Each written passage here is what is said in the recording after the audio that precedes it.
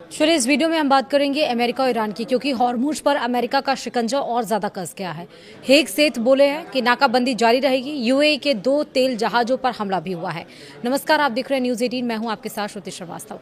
Iran के खिलाफ America ने हॉर्मुज जलडमरू मध्य पर अपनी नौसैनिक नाकेबंदी लंबे समय तक जारी रखने का संकेत दिया है।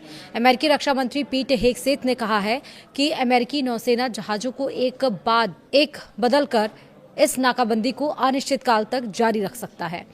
अमेरिका ने यह ऐसे समय में कहा है जब USS George Washington aircraft carrier पश्चिम एशिया की तरफ जा रहा है। वहीं लिंकन एयरक्राफ्ट कैरियर को घर वापस बुलाया जाएगा। इसी बीच हॉर्मुज से गुजर रहे Abu Dhabi national oil company यानी कि ADNOC के 2 जहाजों पर हमला हुआ है, जिसे संयुक्त अरब अमीरात ने ईरान का हमला बताते हुए कड़ी निंदा की है। दूसरी तरफ अमेरिका ईरान पर आर्थिक दबाव और बढ़ाने की तैयारी में है, जबकि वैश्विक तेल आपूर्ति में गिरावट का अनुमान भी और गहरा गया है। ठीक है, पनामा दौरे के दरमियान हेगसेथ ने कहा है कि अमेरिकी नौसेना इस तरह की नाकाबंदी को अनिश्चितकाल तक बनाए रख सकती है, क्योंकि हम जहाजों को क्षेत्र में लाते हैं और बाहर भेजते रहेंगे और ऐसा करना जारी रखेंगे। अमेरिका यहीं रुकने के मूड में नहीं दिख रहा है।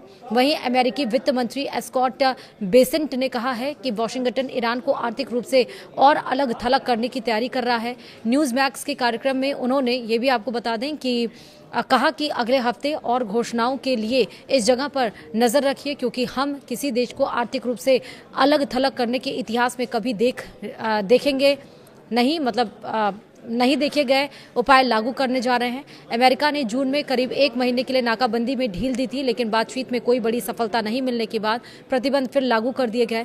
गुरुवार शाम हॉर्मुज से गुजर रहे ADNOC के 2 जहाजों पर हमला हुआ। कंपनी के मुताबिक किसी को चोट नहीं आई और स्थिति को नियंत्रण में ले लिया गया। यह 1 हफ्ते से भी कम समय में ADNOC से जुड़े जहाजों पर दूसरी ऐसी घटना है। शनिवार को भी UAE ने एक जहाज पर ईरानी हमले का आरोप लगाया था। UAE के विदेश मंत्रालय ने इसे ईरान का शत्रुपूर्ण हमला बताया और ईरानी रिवॉल्यूशनरी गार्ड पर वाणिज्यिक जहाजों को निशाना बनाने और हॉर्मुज को आर्थिक दबाव के हथियार की तरह इस्तेमाल करने का आरोप लगाया। मंत्रालय ने इसे समुद्री डकैती बताते हुए कहा कि इससे क्षेत्रीय स्थिरता और वैश्विक ऊर्जा सुरक्षा को सीधा खतरा है। हालांकि जहाजों के नाम, उनके माल या नुकसान की जानकारी सार्वजनिक नहीं की गई है। ईरान के विदेश मंत्रालय या IRGC की ओर से तत्काल कोई प्रतिक्रिया नहीं आई। युद्ध शुरू होने से पहले दुनिया के करीब 5वें हिस्से के तेल और LNG का कारोबार इसी संकरे समुद्री रास्ते से होता था। 28 फरवरी को अमेरिका, इजरायल और ईरान के बीच युद्ध शुरू होने के बाद से यहां जहाजों की आवाजाही बार बार प्रभावित हुई। ईरान का कहना है कि हॉर्मुज को पूरी तरह तभी खोला जाएगा जब उसकी शर्तें मानी जाएंगी और इनमें आर्थिक प्रतिबंध हटाना और ईरान की जब्त संपत्तियां जारी करना शामिल है। वहीं अमेरिकी राष्ट्रपति डोनाल्ड ट्रंप लगातार दावा करते रहे हैं कि अमेरिका के पास इस रणनीतिक रास्ते की सुरक्षा पर नियंत्रण है।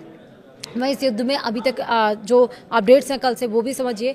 वेस्ट बैंक का ऐतिहासिक फलस्तीनी ईसाई शहर ताइबे लगातार बढ़ते तनाव के बीच डर के साए में है। अल जजीरा की रिपोर्ट के मुताबिक शहर में इजरायली बस्तियों से जुड़े लोगों ने समन्वित हमले किए हैं, जबकि रात के समय सैन्य छापेमारी ने भी स्थानीय लोगों की चिंता बढ़ा दी है। शहर में रहने वाली सैंड्रा बासिर और उनके पति रोलैंडो ने अपने घर की सुरक्षा के लिए 2 अग्निशमन यंत्र संभाल कर रखे हैं। उनका कहना है कि पिछली बार जब इजरायली बस्ती से आए लोगों ने उनके घर के बाहर पड़ोसी की कार में आग लगाई थी, तब मदद के लिए कोई नहीं पहुंचा और रोलैंडो के मुताबिक नागरिक सुरक्षा बल तब पहुंचे जब सब कुछ खत्म हो चुका था। नॉर्वे के विदेश मंत्री एस्पेन बार्थ ईडे ने कहा है कि ईरान के साथ युद्ध अपने शुरुआती उद्देश्यों को हासिल करने में नाकाम रहा है और इसके उलट देश में कट्टरपंथी ताकतें पहले से ज्यादा मजबूत हुई हैं।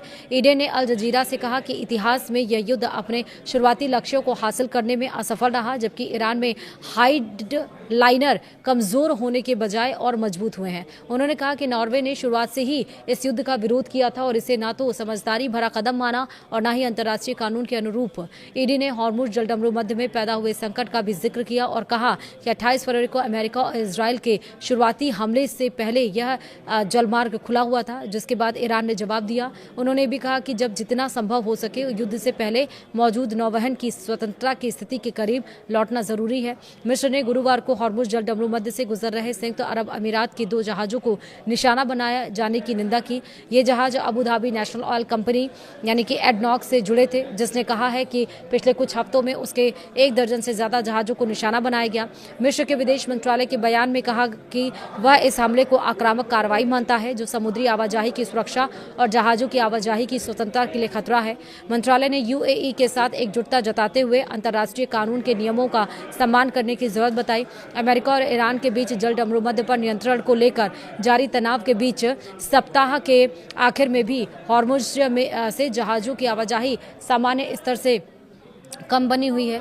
रॉयटर्स के मुताबिक समुद्री ट्रैकिंग कंपनी क्लेपर के आंकड़ों में गुरुवार को हॉर्मुज से 9 मालवाहक जहाज गुजरे जबकि एक दिन पहले यह संख्या 5 थी और इनमें 5 जहाज खाड़ी में दाखिल हुए थे और 4 जहाज खाड़ी से निकलकर ओमान की खाड़ी की ओर गए। इनमें ज्यादातर ने ईरानी शिपिंग चैनल का इस्तेमाल किया। अगस्त के दरमियान रोजाना औसतन बाहर जहाजों की आवाजाही के मुकाबले यह संख्या अब भी कम है। लेबनान की सरकारी समाचार एजेंसी NNA के मुताबिक दक्षिणी लेबनान के टायर जिले के खाफरा कस्बे में रात के समय इजरायली ड्रोन ने एक घर पर बम गिराया। रिपोर्ट के अनुसार हमले में किसी के हताहत होने की जानकारी नहीं है और सिर्फ संपत्ति को नुकसान पहुंचा है।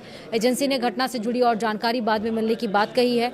अमेरिकी नौसेना के रिटायर्ड वरिष्ठ अधिकारी और रणनीतिक सलाहकार फर्म द किल्लोवेन ग्रुप के चेयरमैन हार्लन उलमैन ने कहा है कि USS अब्राहम लिंकन जैसे बेहद जटिल विमान वाहक पोत को नियमित रखरखाव के लिए बंदरगाह में जाना जरूरी होता है। उलमैन ने अल जजीरा से बातचीत में कहा कि परमाणु ऊर्जा से चलने वाले विमान वाहक पोतों में बेहद उन्नत हथियार प्रणालियां और तकनीक होती है, जिनकी पूरी तरह से देखभाल समुद्र में रहते हुए नहीं की जा सकती। उनके मुताबिक समुद्र में कई तरह के रखरखाव किए जा सकते हैं, लेकिन कई जरूरी काम केवल बंदरगाह में ही संभव होते हैं। रूस ने संयुक्त राष्ट्र सुरक्षा परिषद में यमन की समुद्री और जमीनी नाकाबंदी को पूरी तरह से हटाने की मांग की है। रूसी प्रतिनिधि यूलिया झदानोवा ने अमेरिका और इजरायल पर यमन में बढ़ती हिंसा के लिए जिम्मेदार होने का आरोप लगाते हुए कहा कि देश में खाद्य दवाइयों और जरूरी सामानों की आपूर्ति पर लगी सभी पाबंदियां हटाई जानी चाहिए। वहीं झदानोवा ने सुरक्षा परिषद में कहा कि रूस यमन की समुद्री और जमीनी नाकेबंदी पूरी तरह से खत्म करने की मांग करता है। ये भी कहा कि भोजन, दवा और जरूरी सामान की यमन पर तक पहुंच पर लगाए गए प्रतिबंध भी हटने चाहिए। रूसी राजनयिक के मुताबिक यमन में लंबे समय से रुकी शांत प्रक्रिया की वजह से हूती समूह को अमेरिका और इजरायल द्वारा शुरू किए गए क्षेत्रीय टकराव में खींचा गया है। फिलहाल वीडियो में इतना ही। नमस्कार।